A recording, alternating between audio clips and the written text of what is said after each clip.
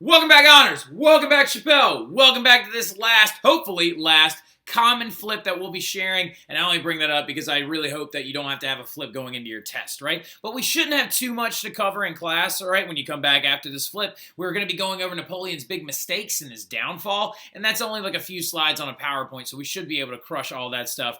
Maybe review a little bit moving into your test, right? Now, speaking of your test, I know a lot of y'all are actually probably a little bit worried about this one, just like you were the last one. But it's a big thing that you need to understand that the French Revolution, the Enlightenment, the American Revolution, and the rise and dominance of Napoleon are things that, like, everyone needs to know when it comes to a history class, right? Like, everybody needs to know about Napoleon. You need to have ability to walk around in your everyday life knowing who Napoleon is, right? And some of you are like, no, I don't, Mr. Terry. I don't need any of that stuff. Oh, yeah? Well, why don't you stop complaining and check this out?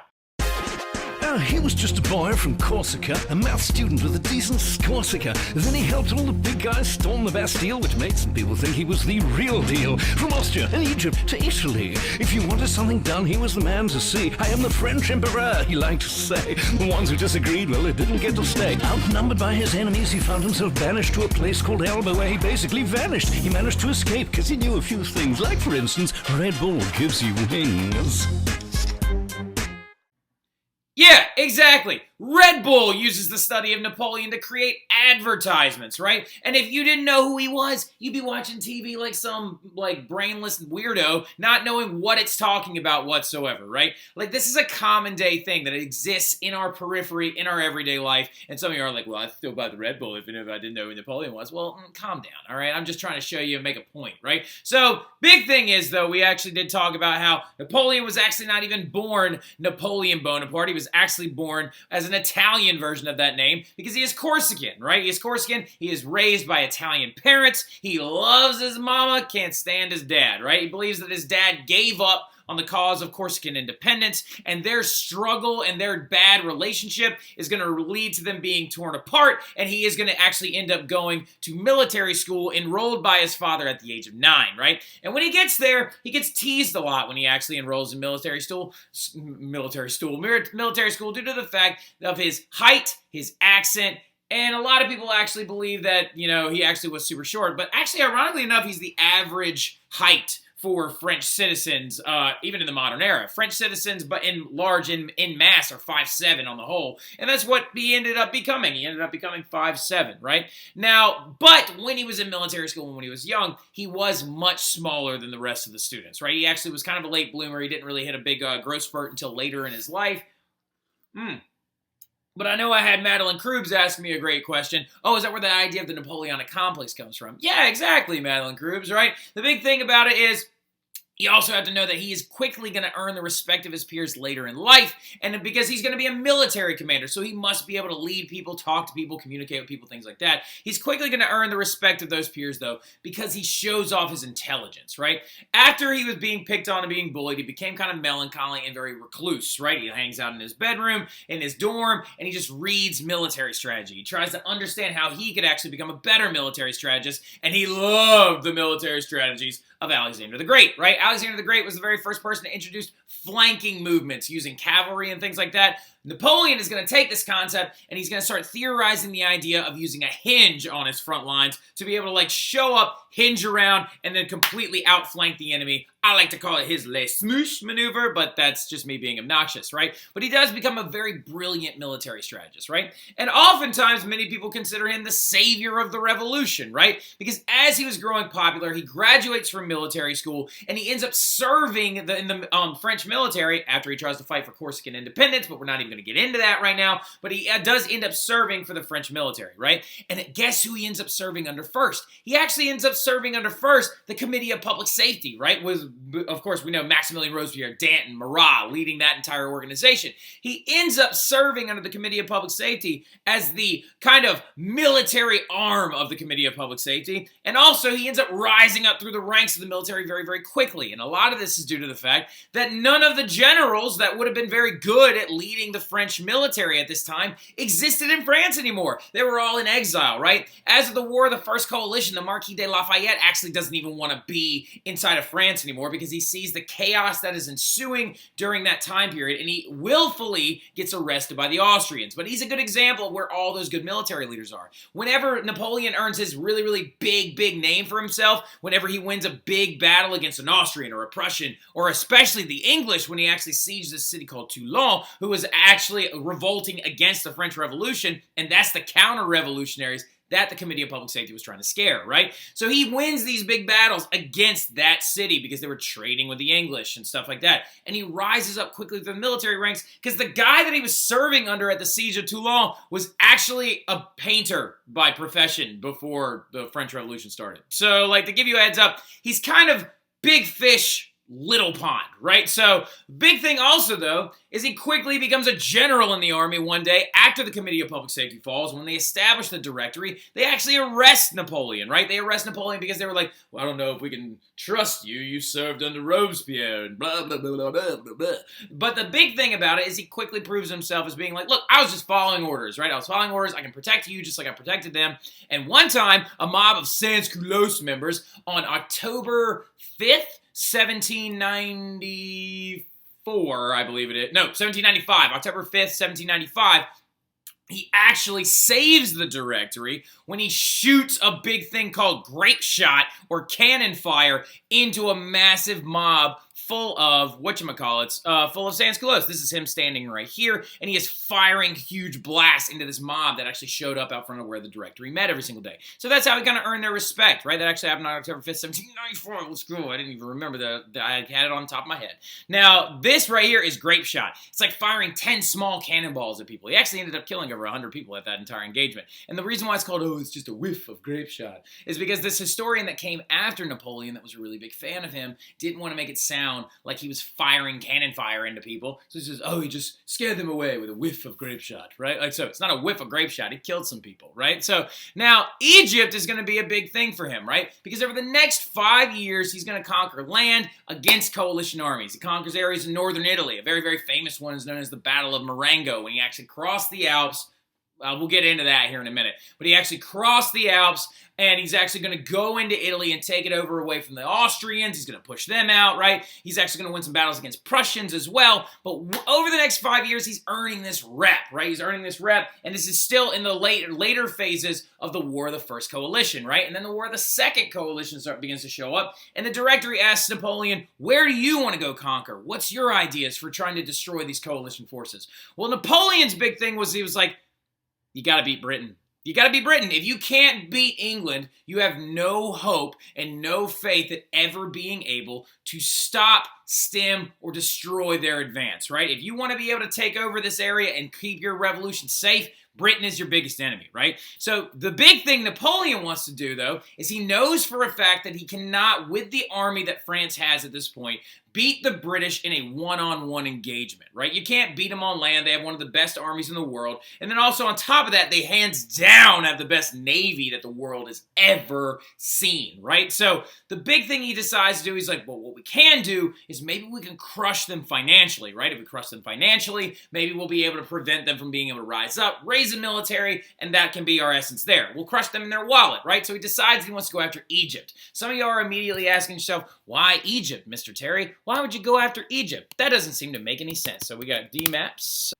Okay, so now that we have this map up, you have to understand what Napoleon's motivation was, right? Why do we want to go ahead and attack? How are we going to crush Britain by invading Egypt? That doesn't make any sense. Well, the thing about it is because Great Britain pretty much owned Egypt. They colonized this area so they could actually use it to get to their most money-making colony, India, right? They colonized Egypt so they could bring their boats all the way through the Mediterranean, dock here, get on through the Red Sea, and then hop on over to India. It would be a much more efficient trip. So Napoleon decides to invade Egypt. If you can take Egypt away, you're going to force Great Britain to have to go all the way around Africa or take this route through the Saharan Desert, basically crushing their trade routes, right? Well, the thing about it is he does actually end up winning some of these earliest engagements, right? Like, that's why it was actually referenced in that Red Bull commercial as actually going after and winning some things in Egypt, and he has a Sphinx in the back. There's also a very, very common image that you can actually see This painting right here that I have up shows Napoleon in front of the Sphinx, right? There's also a myth that one of his cannons shot the nose off, but that actually never happened.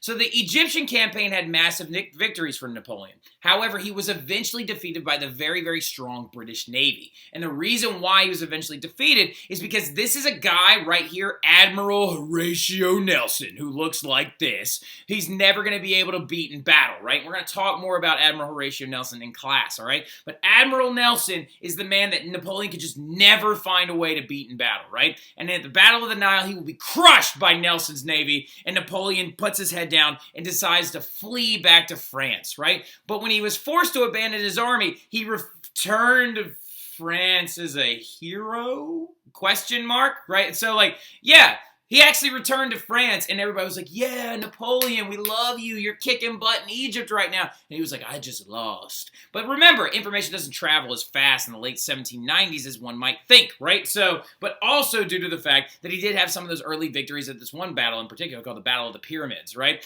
Now, really quick right here, though, also something that Napoleon is very well known for, his armies also discovered this thing. It's called the Rosetta Stone, right? And the Rosetta Stone gives us the ability to translate ancient Egyptian hieroglyphics, right? Because the same exact passage is written in 3 different languages, right? It's written in ancient Egyptian hieroglyphics right here. It's written in simplified Egyptian, and then it's written in Greek below it, right? So that way, that was actually created during the Hellenistic Empire, right? To be able to give you the ability to translate. That's why the language learning software is actually called Rosetta Stone, right? So, but that's the guy right there that Napoleon will never beat in battle, not even once. He represents the British Navy, and he represents the ferocity of said Navy, right? Admiral Horatio Nelson literally beats Napoleon over and over and over again with one eye and one arm. Literally, the dude cannot see out of his right eye, and he has no right arm, right? And also, Admiral Horatio Nelson becomes a big propaganda star for Great Britain. This is a big thing you need to understand. Napoleon's reign is contingent big time on propaganda, right? It is contingent on propaganda because there are certain images that are going to be released of him and things like that. Because it's all about perception, right? So look at this, like, for example, right here. Napoleon crossing the Alps, right? This is a very famous painting by Jacques-Louis David. The big thing about it is this painting was heavily released and heavily circulated, right? So this shows Napoleon on a valiant steed on its hind legs, and actually shows Napoleon crossing the Alps, right? And there are 3 names that he's going over top of. He's going over Carolus Magnus, which is Charlemagne, going over where Hannibal went, and he's got his name etched in stone right there, right? Showing that he, with the French military, can cross the Alps as well. Even though, ironically enough, when he did cross the Alps, it actually probably looked something much more like this down here. He actually would have looked much more of him on a mule, and it would have been really sad, and it would have been really cold. But that's a big thing about this whole propaganda idea, right? Napoleon's releasing images of himself, showing his valiance. And that's another reason why when he returns from Egypt, he's being proclaimed as a hero, right? Because they're like, oh, Napoleon, our fearless leader, we love you, blah, blah, blah, blah, blah. And also, really interesting fact, too, the big thing about that, the image of him actually up on top of the horse, like with it bucked back, is that also a heavy image that was used by Alexander the Great, especially even on the sarcophagus, right? So I'll actually show you that in class if anybody actually wants to see it. Now, in 1799, though, when he returned to power, when he actually returned to France, being hailed as that hero, you got to understand, Napoleon's very popular, so he decides to seize on that popularity, and he launches what's known as a coup d'etat, right? A coup d'etat is a sudden seizure or an overthrow of a government, usually with a military branch behind you, right? So, and what he does is he overthrows the super weak directory, right? Remember we talked about that in class? The directory is 5 guys that basically act like a presidency, and they're very, very weak and very, very ineffective. They were kind of a Band-Aid solution, where Napoleon, the coup d'etat, rips that Band-Aid off, and he installed himself as the leader of France now, right? Because everyone loves him, and everybody thought he was so cool, and he was winning these battles, and nobody needs to know that Admiral Horatio Nelson beat you literally not with one arm tied behind his back, but just with one stub and one eye and smack. Now, so the big thing to understand, though, is that when he does create this new government after he overthrows the directory in 1799, it's called the November coup d'etat, he actually quickly makes himself this thing called the first consul, because he actually creates a new executive branch called the consulate, which is him and 2 other of his allies. But when he creates this new constitution, he names himself the first consul, just like Julius Caesar, rah, rah, rah, rah. Like, literally, the dude is trying to model himself based on the political rise of Julius Caesar and the Roman emperors that came before him, right? Even in this image, you can see that he's working towards creating himself as an empiric idea, right? But really fast, why? And I'm sure a lot of my honors kids are like, but this doesn't make any sense, Mr. Terry. Why would this be a phase of change during the Revolution if Napoleon's basically just creating himself into an absolute ruler like the one that they had before, right? Well, despite overthrowing the King Louis XVI in 1792 and his subsequent death in January of 1793, the people of France now support Napoleon as becoming a new absolute leader. Why would they do this? This doesn't make any sense. You have to understand it's because they would rather have peace and order than bloodshed and uncertainty, right? They want a Machiavellian leader. They don't want five-man executive branches that aren't getting anything done, right? So, and also because Napoleon is stirring the cauldron right now of nationalism. He is making French people happy to be French because he's out there winning wars in the name of France, post-revolution France, right?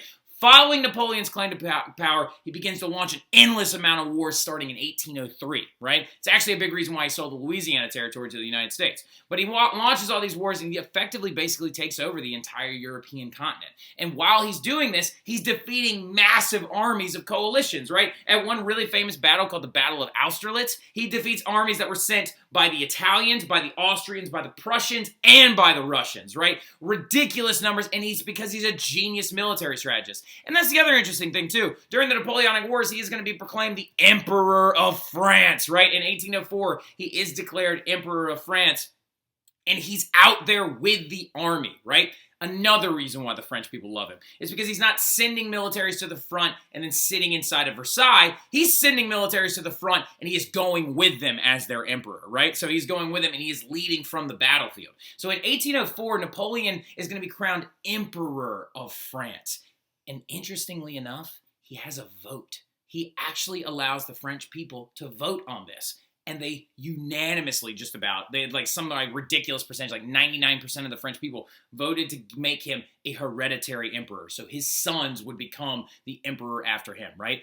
And apparently at the entire ceremony, he ripped the crown out of the Pope's hands and actually didn't even place it on his own head. He turns around and goes to place it on Josephine's because when he walked inside of the Catholic Church, he actually, in Notre Dame, to be crowned the Emperor of France, guess what he was wearing? He was wearing a laurel wreath, just like Caesar would have worn, right? And so you're not going to put a crown on top of a laurel wreath. That would look ridiculous, right? So he actually was wearing a laurel wreath crown, and the Pope was about to put the crown on his head. But to show his power over the Pope and the Catholic Church, he rips the crown out of his hands, turns around, and he places it on Josephine's head instead. If you actually look really, really closely right here, there's Napoleon, the crown's in his hands, and there's Josephine. And the disgruntled Pope is sitting down on the bench behind him, right? So and just so you know, we'll also talk a little bit more about Josephine in class as well. We'll talk about how his subsequent divorce was really screwed up and kind of an emblematic thing about his views on women and things like that. But something you really need to know from this flip so we don't like run out of too much time. I know I have to keep this thing under 20 minutes. Got it. So the big thing about it, though, is you could consider Napoleon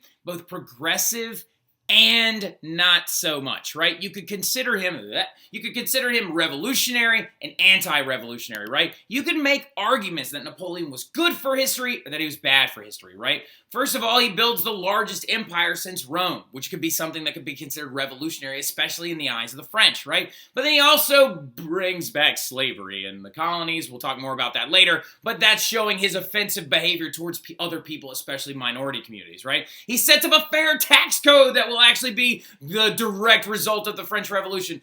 But then he leads wars that lead to the death of over 1 million people. Then he hires government officials based on merit, not who they are or who their dad is or who their cousins are, right? It's a merit-based system where your hard work shows that you should be promoted. But then every time he takes over a country, he puts one of his brothers or one of his cousins in charge of that country, showing leadership favoritism to his family.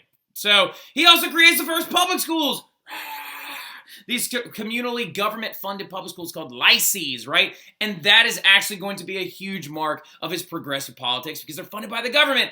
But in those schools, he shows his views of women because he believes that women are not supposed to learn science, mathematics, or anything positive, only domestic skills and screwed up things like that because he doesn't like the way women are, like, he thinks women should be treated as less than men. He also restores Catholicism to France, but then he also censors the press.